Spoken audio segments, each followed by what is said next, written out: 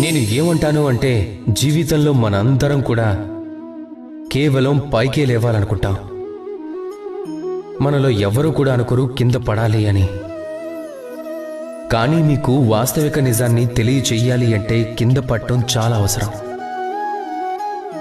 ఎప్పుడైతే మీరు కింద పడతారో అన్నిటికంటే ప్రథమంగా మీకు తెలుస్తుంది అది మీరు ఎంత ఎత్తులో ఉన్నారో అదే. ఇక ఆ చోటు, ఆ సమయం, వాటి యొక్క ప్రాముఖ్యత ఏంటో.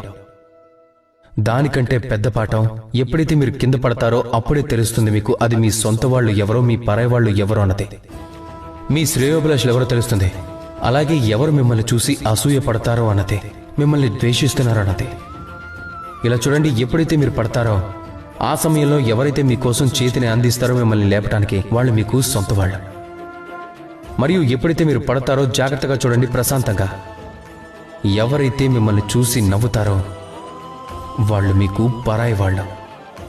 ఇక ఈ సొంత వాళ్ళు మరియు పరాయి వాళ్ళ మధ్య తేడా మీకు ఎప్పుడు తెలుస్తుంది అంటే ఎప్పుడైతే మీరు కింద పడతారో. ఎప్పుడైతే మీరు లేస్తారో అప్పుడు కాదు. అందుకే పడేటప్పుడు ఎప్పుడూ భయపడకండి. ఇది మీకు జీవితంపై పెద్ద పెద్ద పాఠాలనే నేర్పుతుంది. రాధాకృష్ణ.